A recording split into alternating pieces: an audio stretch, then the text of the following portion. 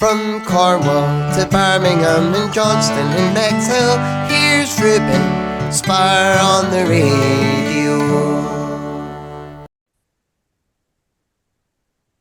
Hello to Megan Lee. How are you today? I'm good, thank you. How are you? I'm very well, thank you. Thank you for letting me interview you today. So, can you tell me how long have you been a singer-songwriter for? Because I know you was in a band. So, can you tell me more about the band that you was in before you went solo? I've been making music a long time. I've come from a family of musicians, which I suppose has been a me.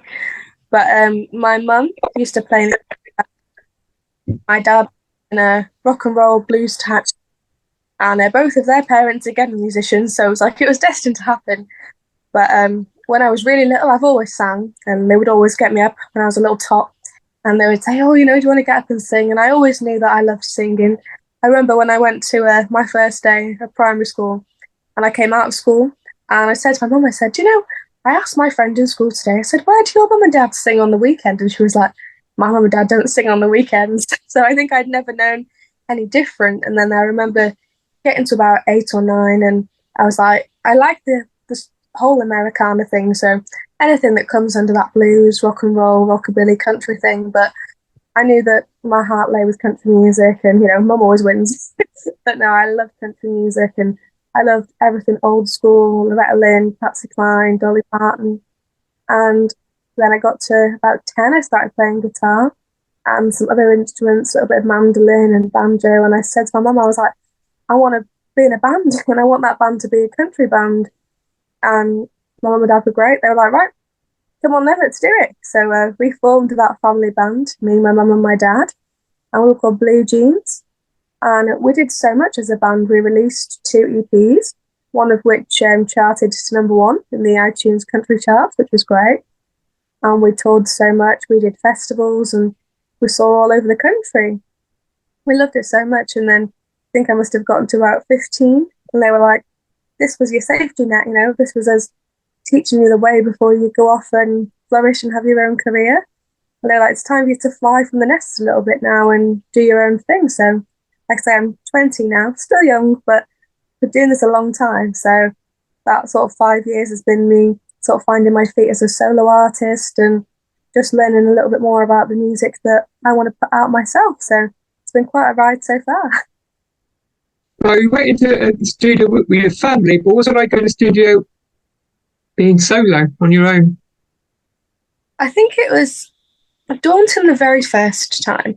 Like, it's strange to have been in a studio before, and then all of a sudden it feels so different, because I obviously always had this safety net. And also from a young age, I've been really eager to have my own opinions on our Blue Jeans music, and everybody's always listened, and I've always took good pride in being a part of the project. But it's also been nice sometimes to sit back and go, okay, well, somebody else has got some ideas here. Somebody else is going to take charge and make sure that these tracks come out perfectly how we want them. But all of a sudden, everybody was sitting down in the studio and looking at me and saying, right, this is your track. So how do you want this track to sound? What do you want that outcome to be? And I was like, they're right. This track is mine. It's my baby now. And I have to make a decision on how I want that track to sound, and vocally, musically, and all those things are really important. But it was a whole task for me to do then, which was really exciting. It was like that thing of, oh, this is new and it's exciting, but also a little bit scary. But I was really, my mum came into the studio with me still, and she's a vocal coach, so she was there to do that side of things. And my dad still played some guitar, and especially the newest EP I recorded with a good friend, Tom Wright. And my boyfriend has played bass, so all of my friends have been a big part of this whole process. So it's been like the safety net of my family might have been taken away a little bit, but I've been really excited to make a project with people that I trust. So can you tell me more about your debut single that you released called Humble Your Heart? I can. So I suppose I feel like sometimes that song didn't come out that long ago, and then I remember how long I've been doing this, and it's been a long time. But that song for me, it needed to be rootsy and it needed to be authentically country. And that was the goal for me personally, because I was like, I need to make a stand for the music that I love, and I respect all genres of music. I respect the more pop country side of things, but it's not me and it's not what I do, and it's okay to be different. And sometimes being different makes you stand out from a crowd. So I really tried to go for that old school Dolly type feel. Lots of, strings, lots of really rootsy country stuff, and the whole sentiment behind that was just to be kind, because if you want people to be kind to you, you've got to be kind to them. So it just felt that at that teenage age, that the whole heartbreak thing was all about life lessons, really. And I think that it's nice to see those songs at the beginning and the stories that I have to tell now, because country music is really about stories. So I feel like this EP and the next EP to come, they just have a wide range of stories, and they're all my stories. So some of them are great, some of them not so great, but that's what the stories are all about, to share with other people. So can you tell me more about your second single? I certainly can. So I released a single in Welsh. I was lucky to be invited to a TV show on S4C called Noson Lawen. And they approached me and they said, have you got any music of your own in the Welsh language? And honestly, at that point, I had maybe written one or two songs, but I didn't have anything that I felt was prepared, ready for stage. So we had a song called Right Now as Blue Jeans, and I remember thinking this was a really beautiful song. So we decided to translate that specifically for Noson Lawen. So I went onto the telly and the TV crew loved it, and the band were great. And coming from that, I got lots of new fans and new people listening to my music, which is great. Again, it's a good thing to open up to. And I was like, I think that this song needs to be recorded now. Like, if everyone's loved it so much, then they could have it there at their fingertips to listen to. So again, I got into the studio with Tom, and it was lovely because this sort of old new song had become a song of its own. It's like a translation of our Blue Jeans song. He had his own production, his own ideas of how this song should sound. So it really was its own personal song that was different. It was new, but also had that nostalgic thing of where it originally came from. And again, it appealed to a whole new audience, which was really exciting. So can you tell me more about Light of the Moon? Of course. So Light of the Moon is going to be the first track on my new EP Origins. And the beginning of like releasing Light of the Moon and Lost Boy following that, that's all just preparing really for this EP that you're to hear. But Light of the Moon again is very rootsy, maybe a little bit more gritty than Humble Your Heart, because maybe it's that evolution of myself as a human. Everyone knows that the younger you are, the more sunshine and rainbows everything is, but that's just natural. And I still see a lot of optimistic things, but also I've grown a lot and grown older, so maybe that's where that deeper gritty thing comes from. And Light of the Moon, I think this message behind Light of the Moon is the most important, because I sort of come from a small little village up here in the valleys in Wales, and sometimes that's great and everything's so beautiful and it's so community based, which is lovely. You're always safe and there's always people there who care about you in that close-knit aspect. But sometimes it sort of comes with that small town, is there room for everybody to succeed? And not everyone is always rooting for you, because there's a lot of jealousy, there's a lot of, if that person succeeds, then I can't, because there's not enough room for us all here. But I disagree. I think that there's enough room for us all to succeed, and as long as we support each other and we just aim for everybody to do well, then in the smallest of places, there's enough room for us all to flourish and all to chase our dreams. And I think that was a nice reminder to put out into our hometown. Can you tell me about the latest single called Lost Boy? Yes, so Lost Boy, I think, dare I say it, might be one of my favourite tracks on the EP. It's my favourite song that I've released up to date, and I think I released Light of the Moon because it's always a Kickstarter, so it's definitely one of the first ones to release, and whenever I start my set or my festival sets, I tend to kick off with that one, so I thought that was important. The second single before the EP had to be something that was in here, and Lost Boy really was. It sort of was that story of a girl who just can't let that one boy go, and it doesn't matter if that person doesn't treat you right, it doesn't matter if they don't abide by the rules, if they don't fit into your criteria of what a loved one should be. If your heart tells you that you love them, then you love them, and you don't get any say in the outcome of how your heart feels. But it definitely has that very authentic feel. And I think I was like, I love the message of this song. I love that this message is so authentically country, and everything about it just came to light in the studio. So I was like, this is the one to release. Can you tell me more about your debut EP, which is released on the 3rd of November, called Origin? I can. So, like I say, on the 3rd of November, Origin will be out. And I just think that for you guys and my fans, that this has just been a really long process. And believe me, I know that it has.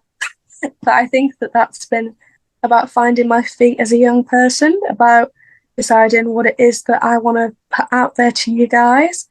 And you guys have really been so honest and so loving about the songs that you like from my repertoire.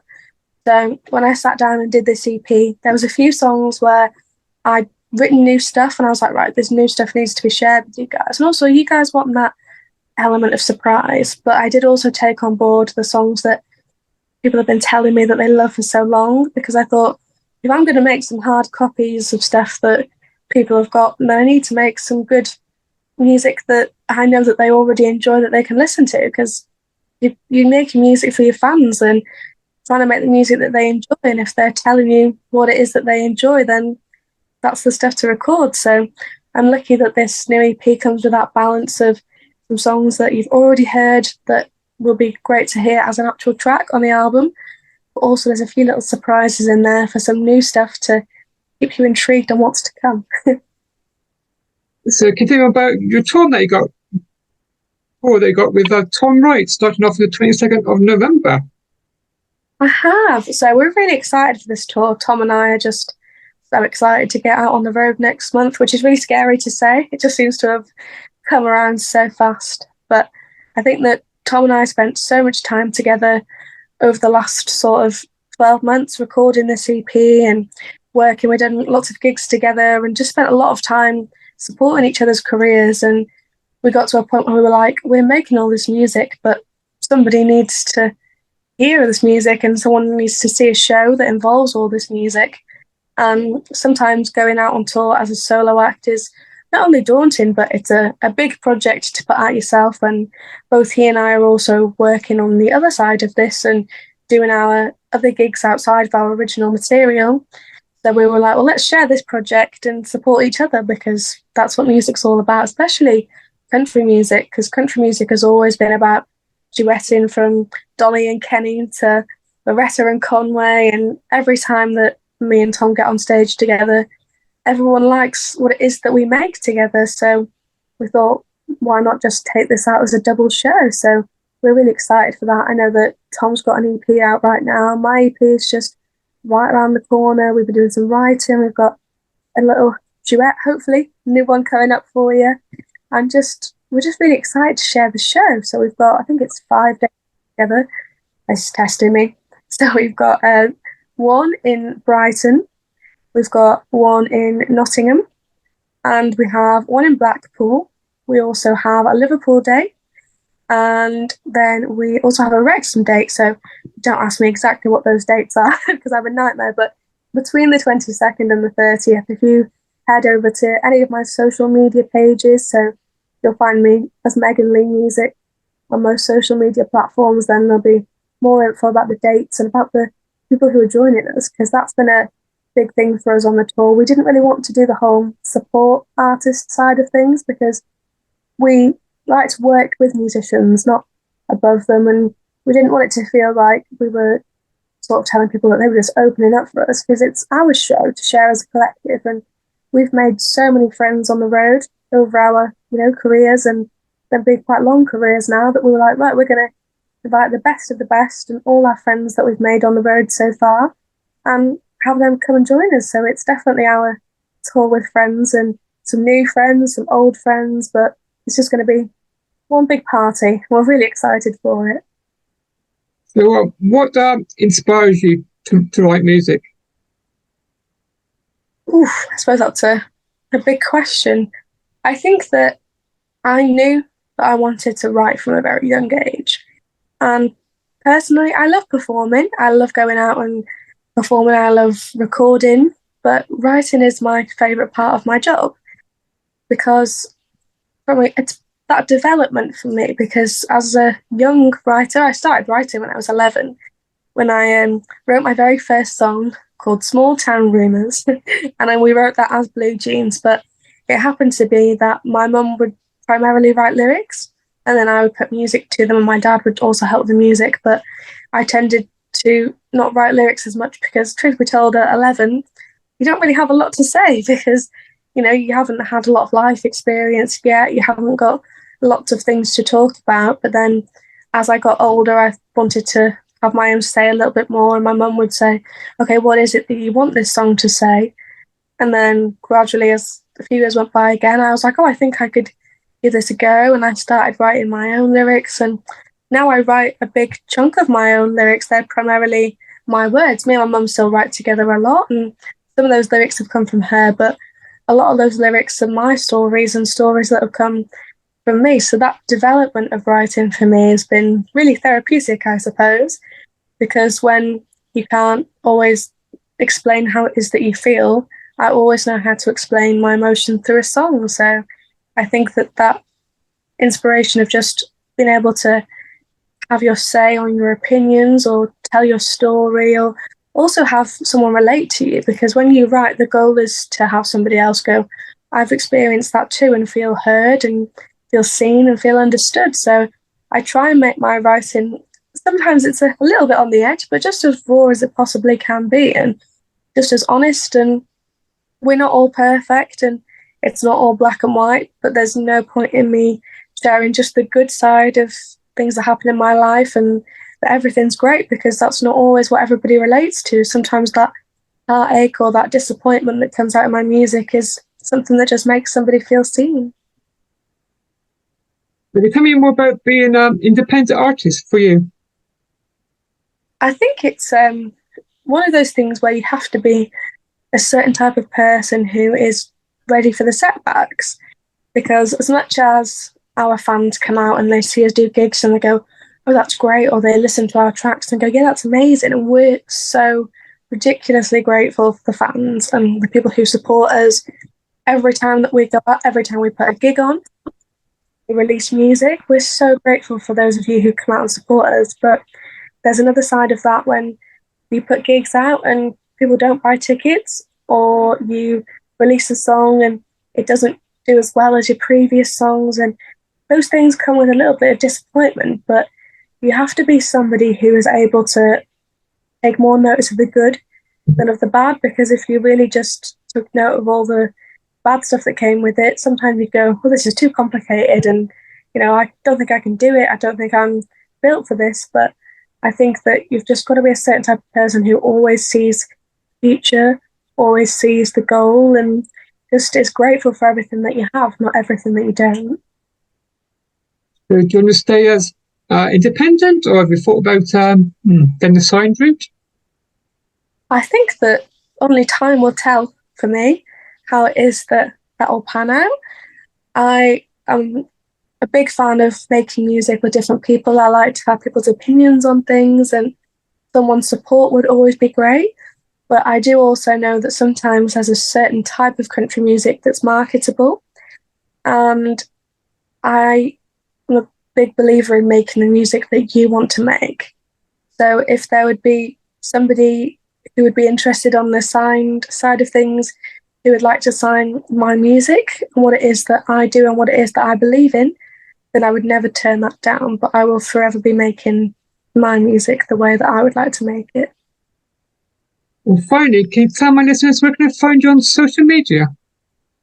Yes, of course. So if you would like to go onto Facebook, you can find me under Megan Lee Music. And the same thing on Instagram. I'm just sort of getting the hang of this TikTok thing. I'm like an old young person, still don't quite get it. Again, it's just under Megan Lee Music. I like to keep things simple, but if you'd like to come and give me a follow, then that'd be great. But also, if you want to get tickets for the tour, then you'll find the links on all of those pages. Or if you want to keep an eye out for my EP, then feel free to do that there too. Thank you for letting me chat with you today. Of course, thank you so much. Take care. And I wish you all the success. Thank you so much. I'm so grateful. And all the best for when your EP release on the 3rd of November and your tour. Thank you so much. Well, fingers crossed I will see lots of you there. And thank you for interviewing me. Enjoy the rest of your day. Oh, thank you so much. And you. Goodbye. Bye-bye.